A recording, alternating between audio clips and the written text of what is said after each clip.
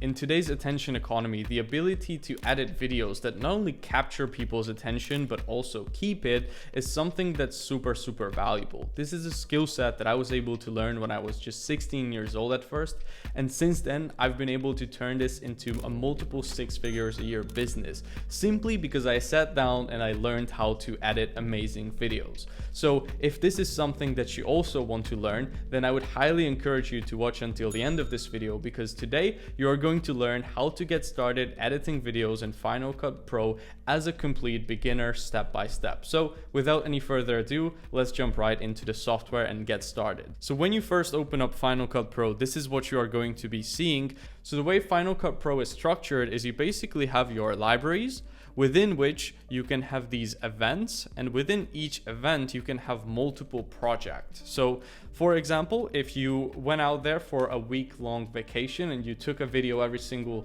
day and you want to make a vlog out of every day, every single vlog can be a project within the event, and you can name your event, for example, the name of your travels, right? So that's kind of how the organization works. So what I'm going to do now is just create a new project. Now, to create a new project, you can even just click here and then it's going to prompt you this pop-up window where you can name your project whatever you want. So I'm going to name this one surfing. You can choose in which event you want to store it. As you can see, it created an event for me for today automatically.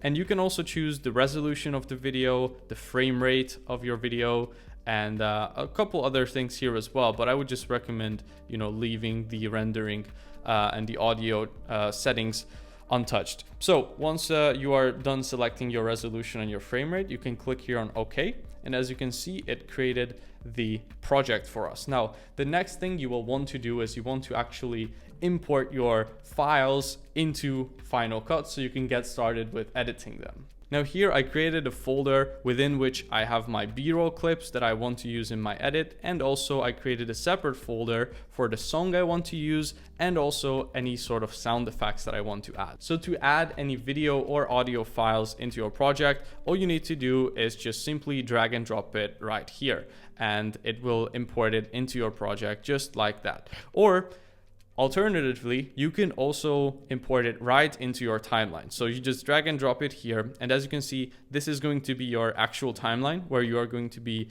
editing your video from beginning to end. So it's simple as that, right? You just drag it and drop it. And the same thing goes for the audio files as well. So if I want to add my sound effect under this clip, let's say, I can just go ahead and drag it and drop it right under it. And it's going to be added now onto my timeline.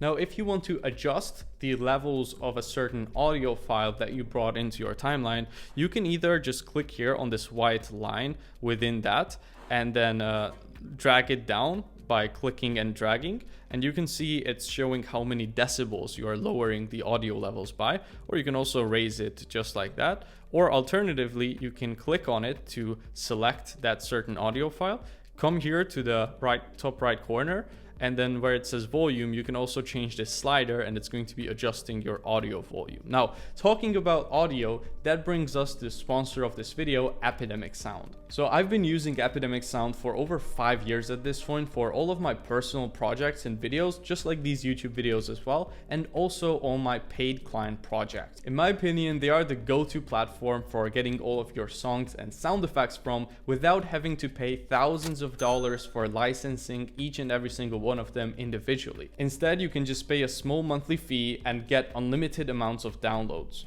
They have a huge library of high quality songs and sound effects which are produced by top level artists, and they are neatly organized into different moods, folders, and they have some really advanced features as well to help you find the exact song or sound effect that you are looking for, such as the Find Similar feature, which once you found a song that you like, helps you to find similar ones to that. Or for example, the stem downloads is another one of my favorites, where you can download the different stems of a song, allowing you to basically get full creative freedom over the songs, as you can manipulate all of the layers of the song separately. And they have so many other crazy features as well. So if you want to try them out as well and use them in your next project, then go ahead and click the first link in the description below and try it out for yourself for completely free.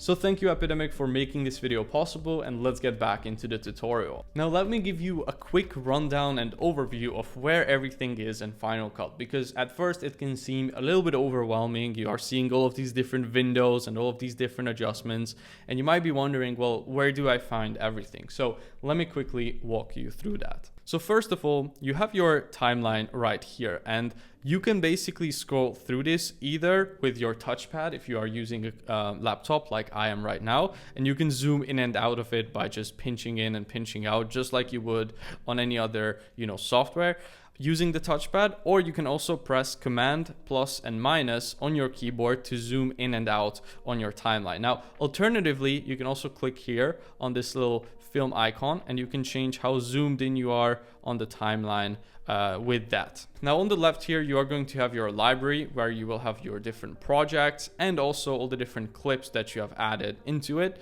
Now, if you want to take a clip from your actual library part here onto your timeline, what you can do is either, just drag and drop it and get the whole thing on it, or you can also make a selection on your clip just like this, where you're clicking and dragging and then just select to only import that certain part of the clip onto your timeline. So this can come in very handy if you have like longer clips and you don't want to add the entirety of it onto your timeline. Now, what you can also do to make this selection is scroll in here in this preview window where you want the clip to start, for example here, and press I on your keyboard for setting the in point.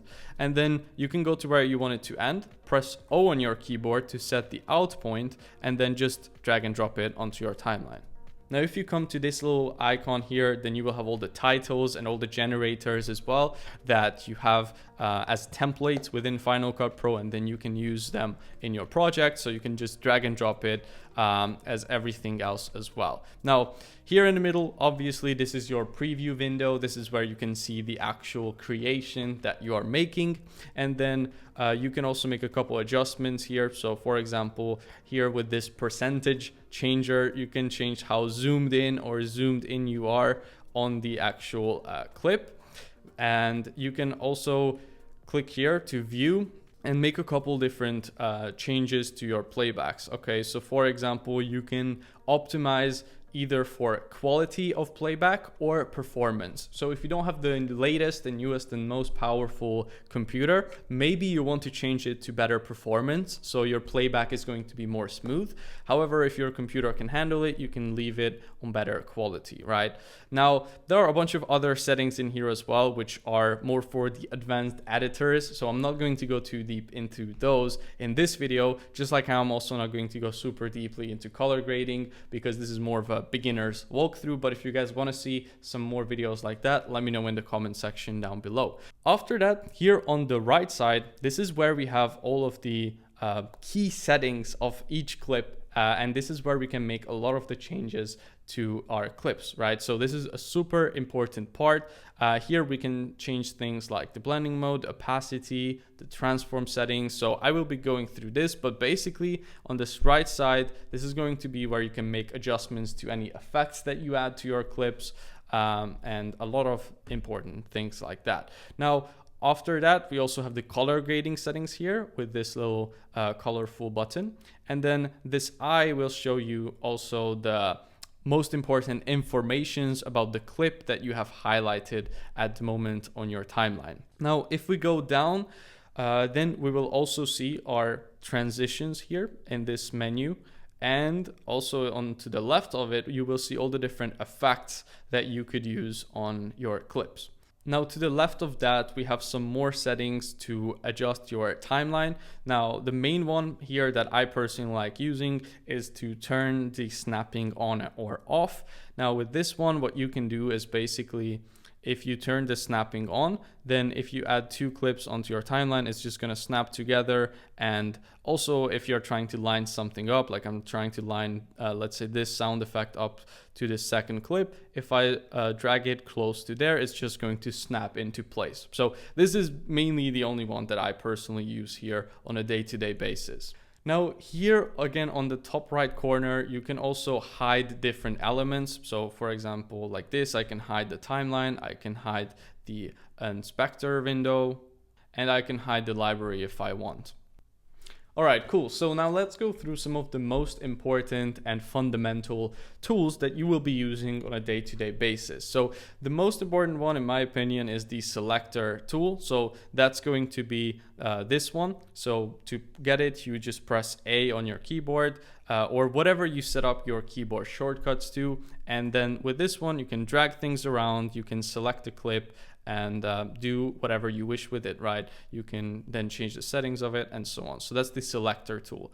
Now, after that, another really useful one, which you'll use a lot, is going to be the blade tool. So the blade tool is something which allows you to make cuts to your clips. So let's say I wanted to cut out a certain part of this clip. Let's say I wanted to make a cut here and a cut here. I just go with my mouse where I want to make the actual cut. I just press on there and it's going to make a cut to it. And it works with both videos and audio as well, as you can see. Now, if you now then want to actually delete this part, you will have to switch back to your selection tool, highlight it, and you can see which clip is highlighted with this yellow outline, and then press delete on your keyboard, and just like that, you are able to delete it. So this is the fundamental of how you cut things out, right? You just cut out the part, make the cuts where you don't want to have anything, you just select it, and then you cut it out. Another tool that you're going to be using a lot is the trimming. So for example, if I wanted to trim the end of this clip, I can just select it and then trim it like this. So I'm just clicking and dragging to the left. Or I can do it on the other side as well by clicking and dragging to the right. And this works on all the different clips, of course. Now, alternatively, you can also use the trimming tool to do this by pressing T on your keyboard. Another handy tool, no pun intended, is the hand tool. So to get that, you just press H on your keyboard or select it here. And this will allow you to kind of like go through the timeline without making any changes. And yeah, that's basically what it does. All right, now next up, I want to show you how to add some effects to your actual files. So to get that, we want to bring up the effects window right here, and you can see these are all the different effects which are installed into my Final Cut. Now, a lot of these come with Final Cut by default, so you can also get additional effects or transitions as well from the internet, from third-party places, and you can import them right here if you want. They usually come with tutorials on how to install them, so I'm not going to show that in this video, but let's just try out, for example, this effect. Okay, so I'm going to go ahead and drag and drop it onto, let's say, this clip right now, and as you can see, it added it.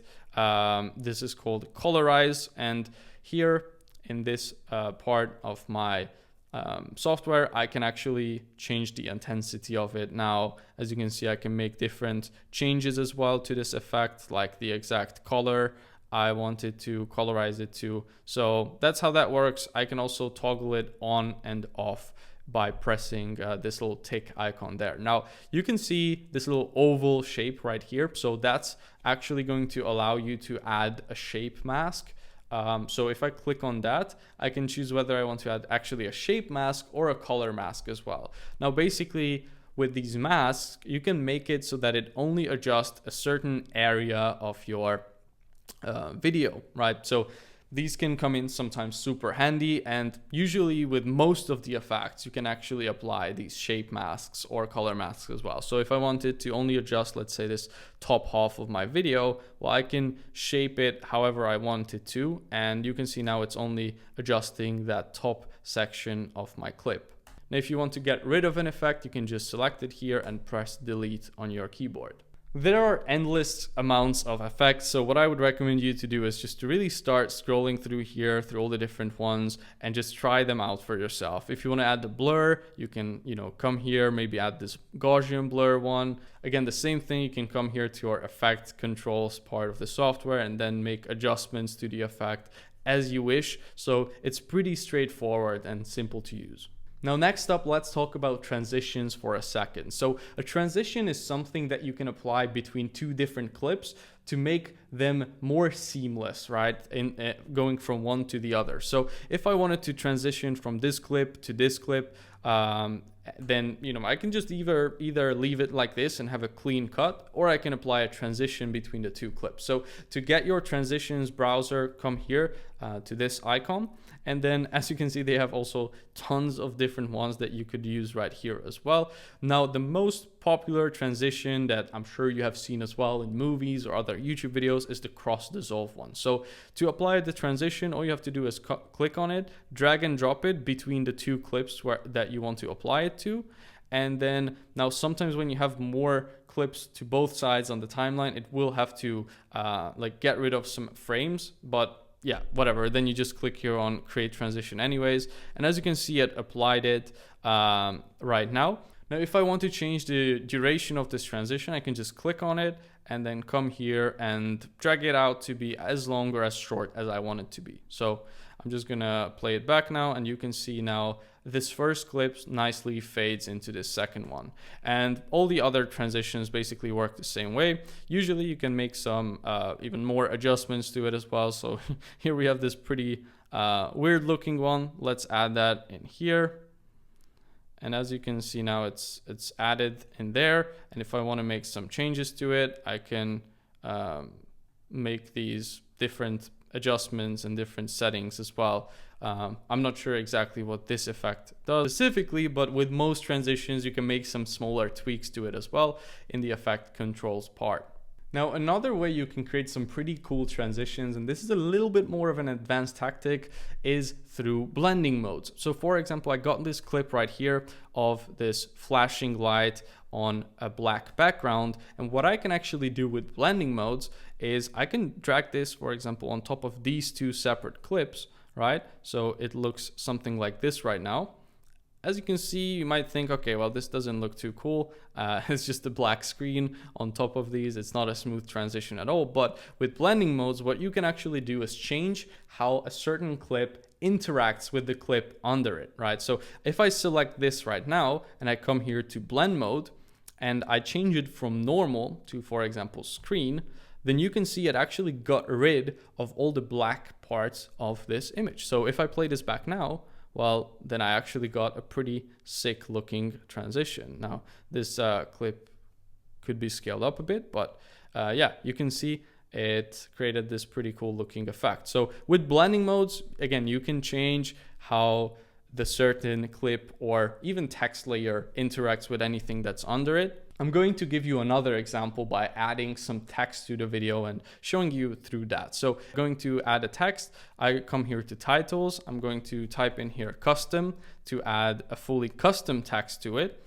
And then I can just go ahead, double click it and change it to whatever I want the text to be, right? I can then highlight it, make adjustments to my text and shape it to however I would like it to be. For example, I'm going to use a font called Montserrat. Black, or bold, which I quite like. I'm going to scale this up. You can also change the position of it just like this by pressing in here.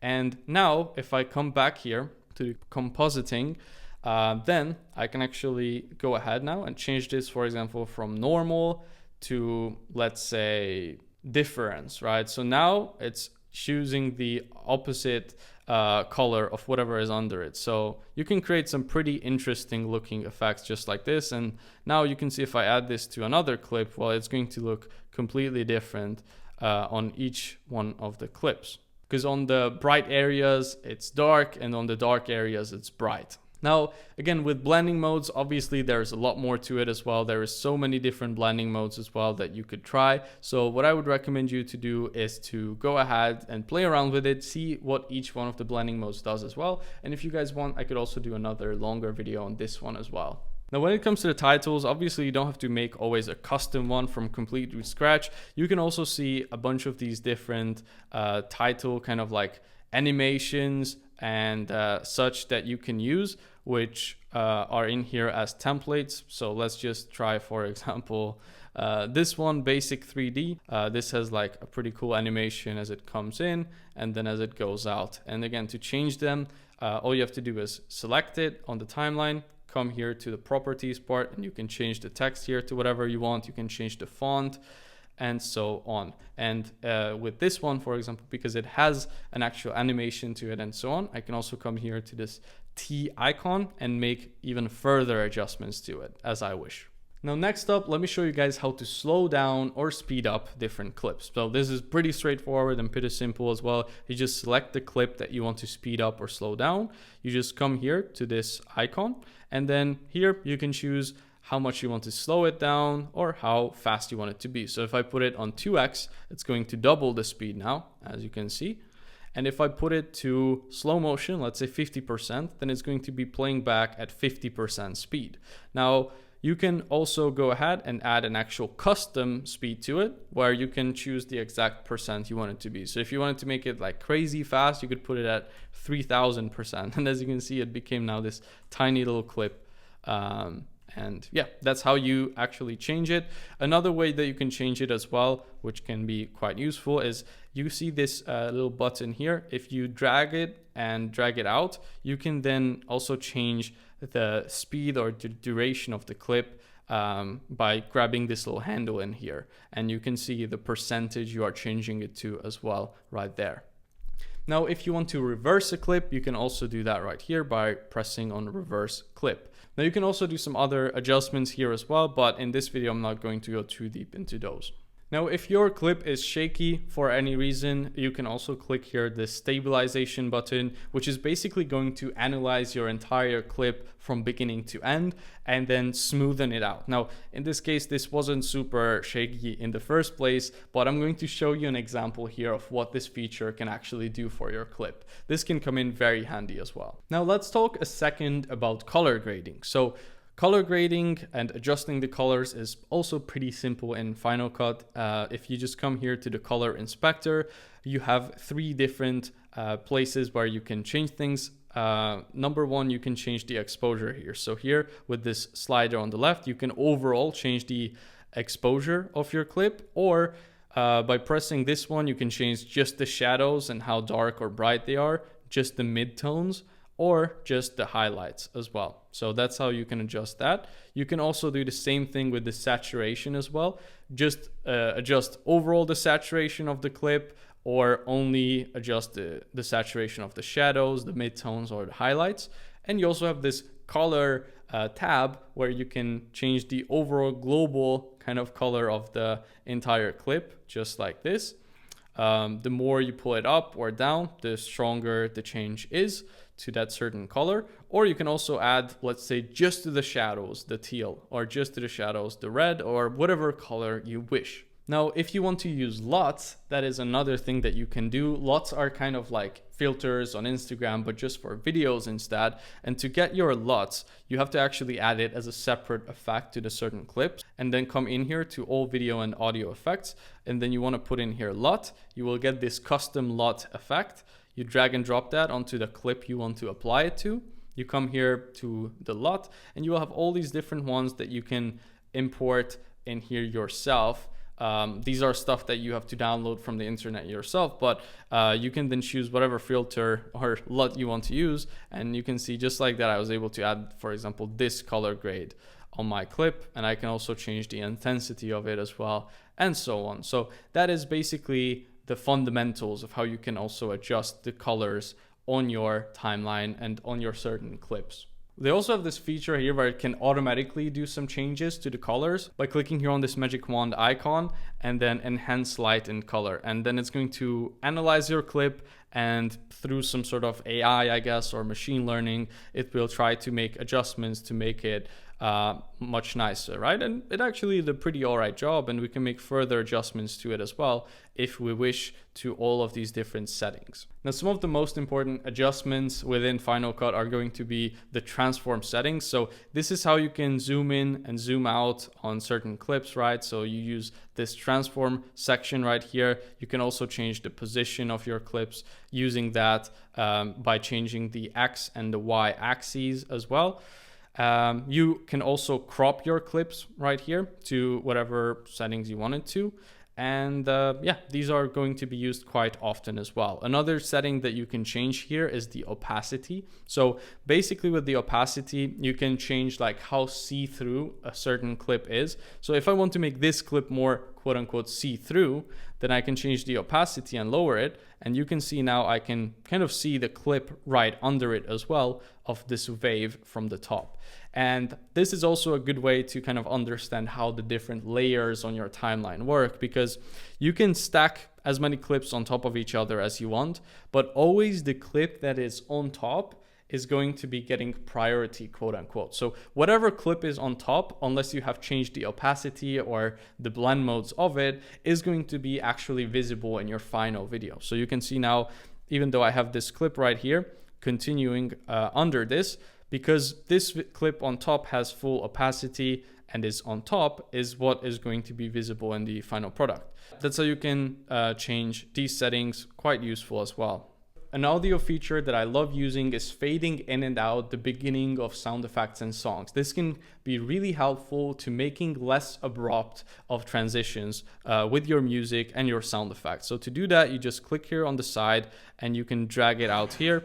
And this way you can nicely create a ramp in how the music goes from, you know, completely quiet and silent to the volume that you want it to be. So now I'm going to be using all of these different skills that I have taught you guys in this video to create a sample edit, and then we will export that.